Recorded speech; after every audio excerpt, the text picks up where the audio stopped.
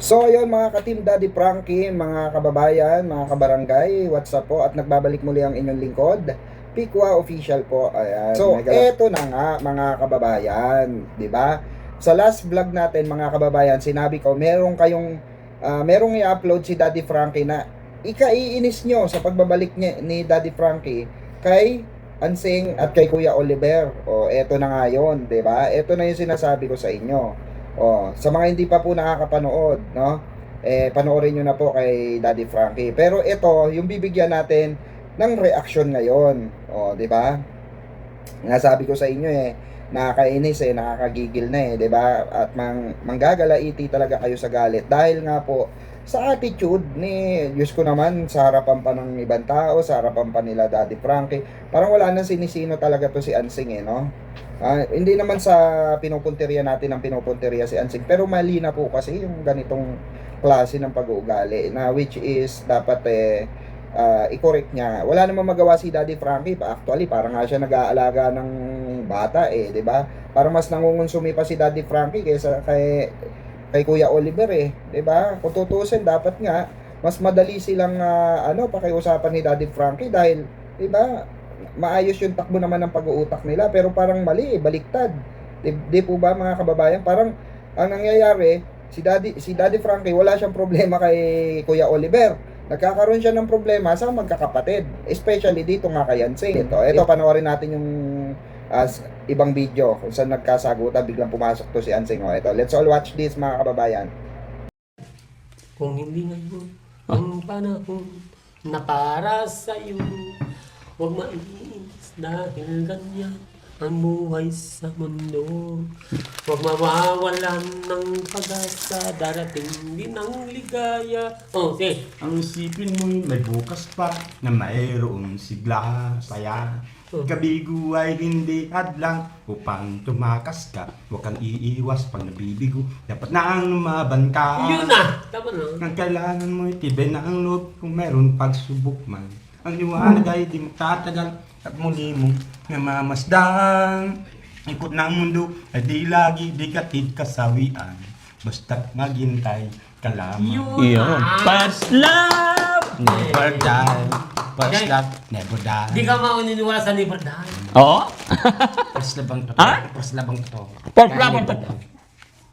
First love never die. Daddy Frankie, kayo, kinuha niya yung 4,000 na binigay kay Boss JB. Tapos kinukuha ko pang pakuryente ang yung ibigay. Kayo nga kumausap sa kanya. Hindi ba ito?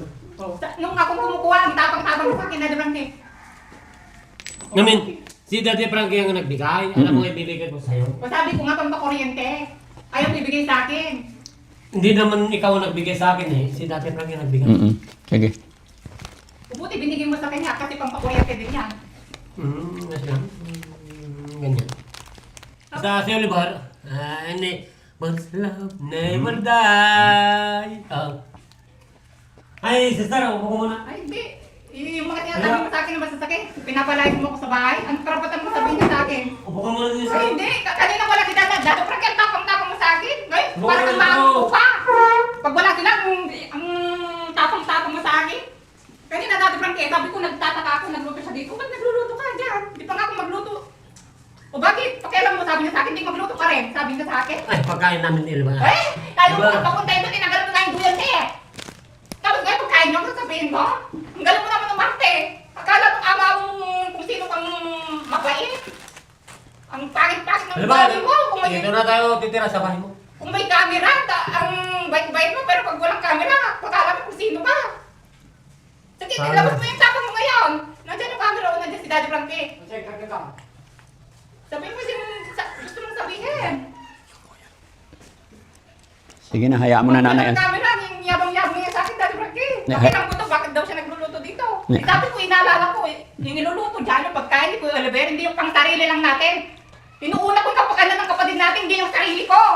Hayaan mo na nanay. Sige na. Kami ng Ansing. Una ko lang, Daddy Frankie, ang inuuna ko talaga si Kuya Oliver, hindi yung sarili ko. Pero pag wala kayo, yung kapatid ko na, ang yabang-yabang magsalita sa akin. Kala mo kung sino? Pag walang camera, Diyos ko, kadaig pa niya yung demonyo kung magsalita sa akin. O ngayon, nandito si Daddy Frankie, ilabas mo yung pan mo. Hindi, okay na kay Kuya JJ. Okay na. Wala na problema. Huwag na kayong mag-away Kuya Gigi, ano? Oo. No, Dad Frankie, mo, tinanggal niya yung duyan kasi nagtatambay si Kuya Oliver doon. Tinanggal niya yung duyan. Sabi ko, bakit mo tinanggal? Kahit ako pumunta sa ibang bahay, dito na sana. Kasi kapatid naman natin. Kung may alam niya may papakinabangan siya, kinabit niya para doon siya. Tama ba yun, Dad Frankie? Oh, pag-usapan nyo na lang magkakapatid yun, Ate Ansing, no? Kasi tapos na yung blessing, tsaka ito, kumbaga, pag-usapan nyo na lang yung mga blessing na dumarating kung sino yung... Talaga Daddy Pag Frankie. wala kayo, Amin na lang yun. Opo, sa inyo na lang, kayo na lang mag-usap, ha? Kung Okay ano, na. ang putin niya lang ng grocery, ilagay niya sa bahay niya. Kami na lang yun. Opo, Kuya Gigi, ah. Huwag na kayong mag-away, ah. Ito, roll on ni ano, no? Kuya Gigi, roll on mo, tsaka gatas, itlog, no? Madaming itlog, tsaka pangsigang. Ayan. Basta Kuya Gigi, tayo na lang mag-usap dalawa. Basta wag mo na lang awayin si Ate Ansing. Kayo na lang magkapatid mag-usap. Unawa, isipin. Dito na tayo tatira. Oo. Sa bahay mo. Para maayos tong bahay mo. Dito na lang kami titira sa bahay niyo, di ba? Basta... Mabait ka sa kanya kasi meron pagkain niya. Paano pag bukas wala na? Mabait ka pa kanya? Basta si Oliver, inaalagaan ko. Maraming taon na inaalagaan ko yan. Ayaw mo mang patambayin sa balkon mo, tinanggal mo nga yung duyan mo eh. Kung hindi ko inaalagaan yan, wala na doon yung kakugi. Nalagaan mo kasi, napapakinabangan mo siya. May nahuhutpot ka sa kanya noon. Kung wala, ibasura mo na lang siya na parang basura. 20 years, saan ka pa? Ito yung pagkano. Ito. Basta wag na lang mag-away, Nanay Ansing. Kausapin mo na lang kung ano yung gusto mong sabihin. Hindi man siya nagkikilis sa akin, Dad Frankie. Yung gusto lang niyang sinusunod. Oh, so, Nanay Ansing, para ano, eto, yung binigay ni Boss JB, yung napakabit na kuryente, bibigay ko sa'yo. Ayan, yung binigay ni Kuya Gigi. Para, Tama, Daddy Frankie. Kasi kung akong kukuha, ayaw niyang ibigay. O bakit kinukuha mo? Sabi pa niya sa akin. Pangpakuryente yun, sabi ko. oh, Ayaw niyang ibigay. Umuwi ka sa bahay mo, sabi pa niya sa akin. Oh, salamat at binigay niyo. Kinuha mo sa kanya. Salamat ng marami. para hindi na kayo mag-away, no? Ganto na lang, bigyan ko na lang si Kuya JJ ng pera din niya. Para hindi siya mainggit. Kuya JJ, para hindi na kayo mag-away, bigyan kita 3,000. Ay, maraming salamat. Huwag na kayo mag-away, ha? Gusto ko kasi aalis ako Kuya JJ, papunta po ako ng Bisaya. 1 buwan bago ako makabalik dito. Gusto ko maayos kayo. Gusto ko magkakapatid, nagmamahalan, ha? Anytime, Daddy Frankie. Kasi yan, pera sa akin galing yan sa iyo yan. Kasi, si Ansing, pilit niyang binibigay yung, ay, kinukuha yung kwan. Kaya ibigay ko muna kay Daddy Frankie. Wala akong sinabing ganyan mo.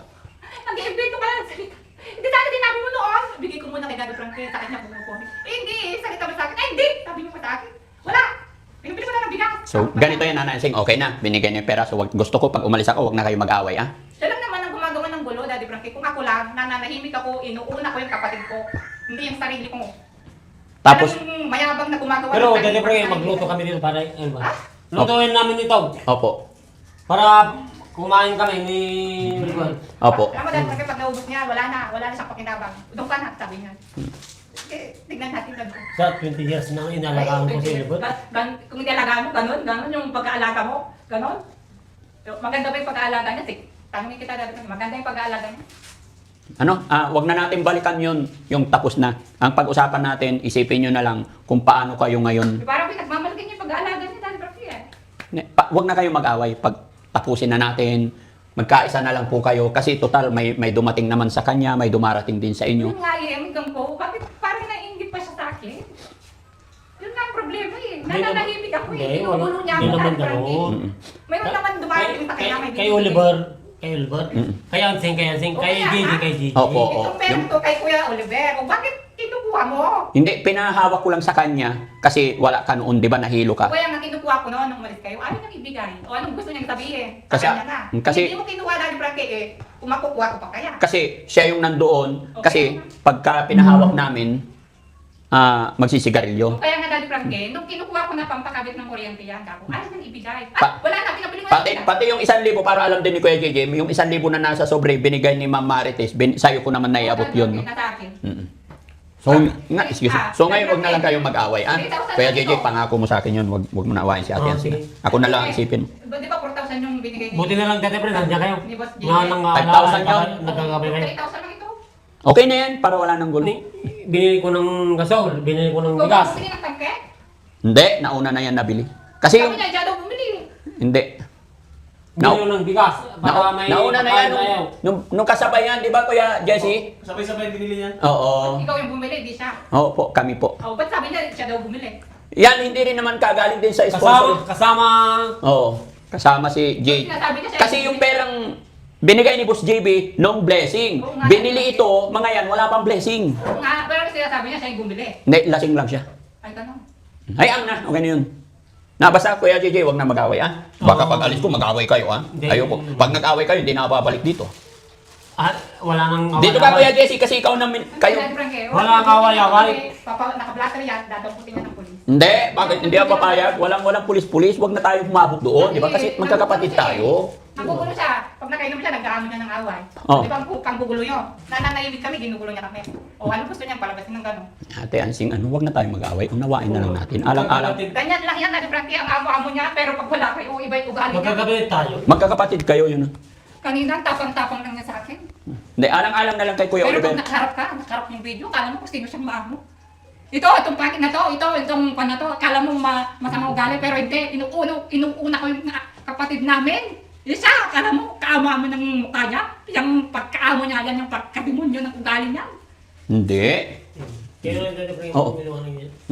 Kausapin mo na lang kapatid mo. Wag Ay, ako naman, sabi ko, Hindi ilan ako lang. naniniwala. Kung may kasalanan Kasi ako, kung wala tayo kasama dito, kung ano nung sinasabi mo sa akin, nakabaliktaran ng sinasabi mo ngayon na may video. Hindi na ako maniniwala sa'yo kahit kailan. Kasi alam ko na yung tunay mong ugali, tunay mong kaliskis. ito lang, kapag nagluluto ako dito, di mag... Kahit sino magluto sa inyo, okay lang. Pag magluto ka, pabayaan na natin. Kasi para kay... Luto, Sabi niya kasi iluluto daw niya para... Kasi noon na niya pakainin doon, ayaw ka niya patanggalin na. Dahil parang tinanggal niya yung duyan niya. O may mahuhot siya, mayroon siyang magagamit. Binalik niya ulit, o dito ka, sabi niya. Kay Kuya ko ulit siya. Pero ngayon maglagay na lang ng duyan dyan sa harapan. Dyan na magduyan. Si Kuya Oliver. Ah? Pag wala kayo, iba yung galing niya, nagtatransform. Sabi ko sa'yo, Dad Frankie, nag-iiba yung kalistis niya. Hindi. Lumalabas yung mga Maniwala kayo dati, Panginoon. Oo. Hindi, mabait si Kuya JJ. Naman eh. Sabi kung sana, meron kayong CCTV at makita niyo yung mga pinagagagawa niya dito. At Ensing kasi pag magpakabit ako ng CCTV dito, another monthly billing. Oo. Di ba? Kaya okay na yon. Kasi kayo lang naman magkakapatid, hindi na kailangan. Tsaka yung pag-usapan nyo na lang yung problema, wag na. Ah? Kung ako lang, nananahimik ako, iniisip ko si Kuya Robert. Pero siya, pinapairal niya yung pagkamakasarili niya. Hindi na. Basta ako naniniwala ako kay Kuya JJ na hindi aawain si Nanay Ansing mabait, no? Kuya JJ, pangako mo yan, huwag kayong mag-aaway, ah? Oo. Okay. Ayan, binigyan na kita ng 3,000 para pag alis ko, wala nang away, ah? Wala na. Dati, Okay, wala nang usapan. Peace na. Oh, basta ganito. Dahil parang pag alis niya, magpapapansin na naman niya. Peace na naman. Magkaroon ng away niya. Hindi. Peace na. Peace na. Yun ang natin. Oh. Mag-sorry ka na, love mo na lang si Ading. Sorry. Oo. Hindi ko Yakap, tatanggapin niya. Yakap na. Hindi ko tatanggapin yung sorry niya. Kasi nakatatak na sa puso ko. Yung mga sinabi niya sa akin, masasakit. Abang nabubuhay ako. Kapaliktaran ng mukha mo. Sorry, ako nabubuhay, may kasalanan. Maganda kung ganyan yung pan mo ngayon. Pero mamaya Sorry na nga. Ay, hindi Oh. ko tatanggapin niya. Dito ka lang. Alam ko na yung kaliskis mo. Alam ko na yung ugali mo pag walang tao. Kung ano nung Sorry na nga. Oh. Sorry na. Sige, hayaan nyo na. Sorry, Hayaan nyo na. tao. Okay na, sige na, Nanay Ansing. Sige, Kuya. O, di ba? O, natunghayan nyo mga kababayan, mga kabarangay, mga ka-team Daddy Frankie. Di ba nakakabwisit? Sa totoo lang. Kaya yung, alam mo yung all of a sudden, bigla kang susulpot, sisingit ka, kaharap yung ibang tao. Nandiyan po kasi si Ballpoint Man eh, mga kababayan. O, si Ballpoint Man nagkwento sa akin na may ganyang ansiste. Tapos meron pang mga iba na pangyayari ron na di na in-upload. Di na, siguro kinat na ni Daddy Frankie kasi baka mas mabash itong si Ate Ansing. Pero para sa akin dapat i-upload ni Daddy Frankie yan kasi para alam din ng mga sponsor kung ano man yung nangyayari diyan, di ba? Kung ano man yung diyan. Pero di natin alam kay Daddy Frankie kung i-upload pa niya yon. Pero eto nga mga kababayan, sa tingin nyo tama po ba yung naging ni Ansing dito? Reaction niya rito kay Kuya JJ, di ba?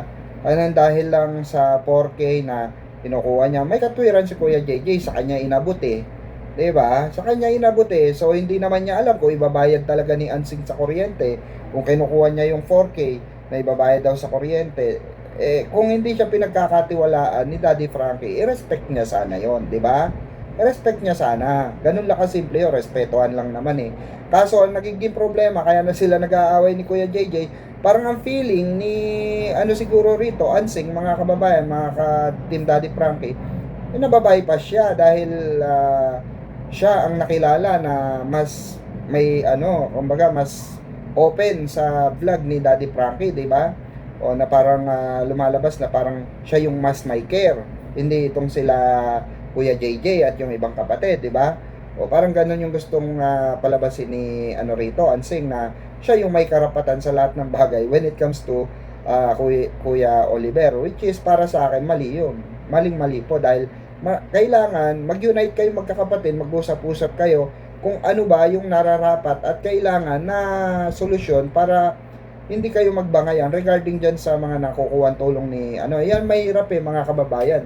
Yung mayroon tulong, may mga ibinibigay na mga sponsor, nagkaroon na ng sponsor.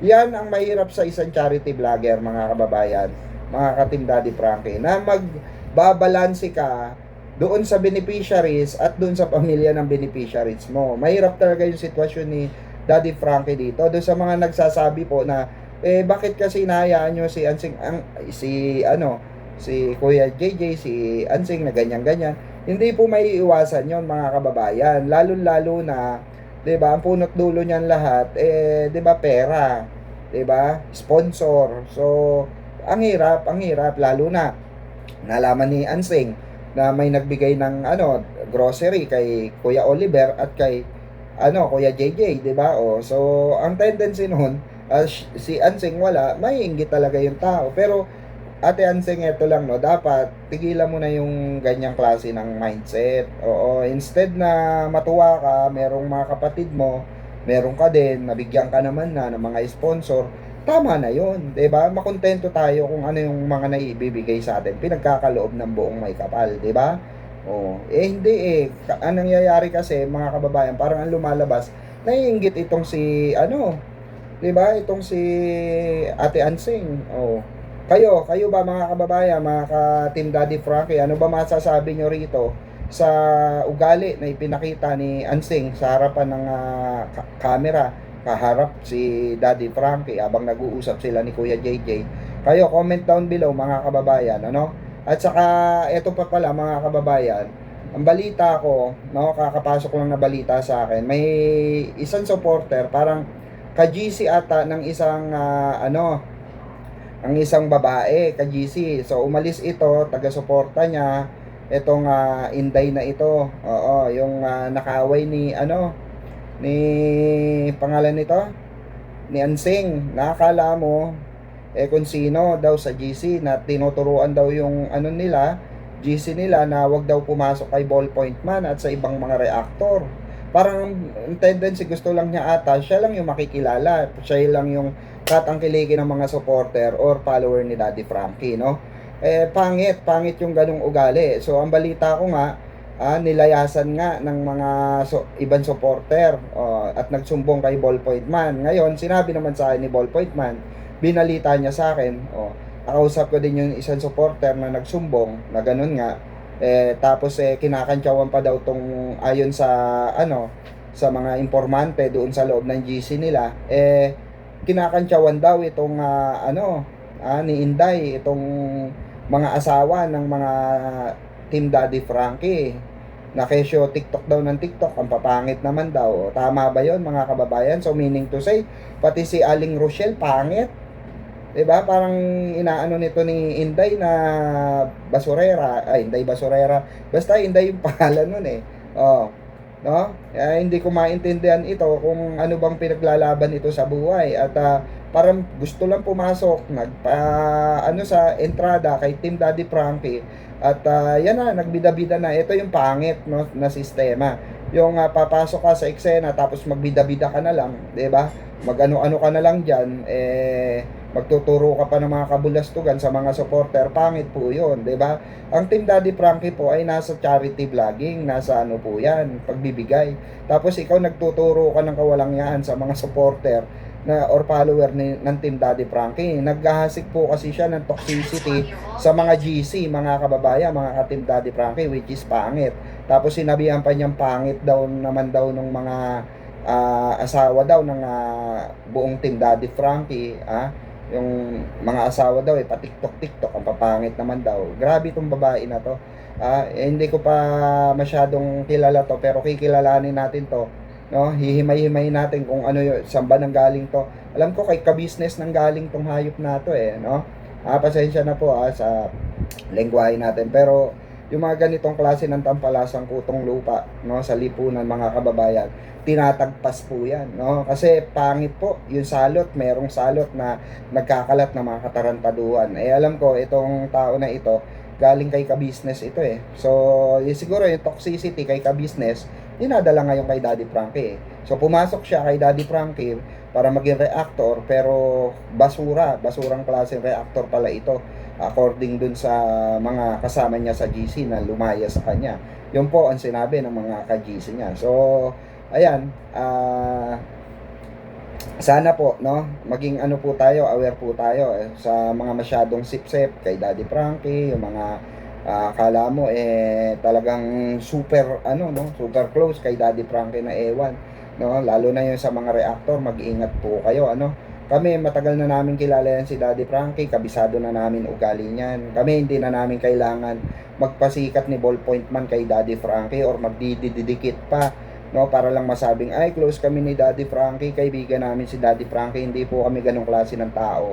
Alam po ni Daddy Frankie yan. Kung kinakailangan ng aming tulong para mag-ayos ng mga ganitong klase ng sistema, ng mga reactor, paluin ng bahagya, walang yain ng bahagya, nandito kami ni Ballpoint Man, nandito ang Team Birador po para sa mga ganyang eksena, no? Siguro hindi pa kilala nito nung tao na ito.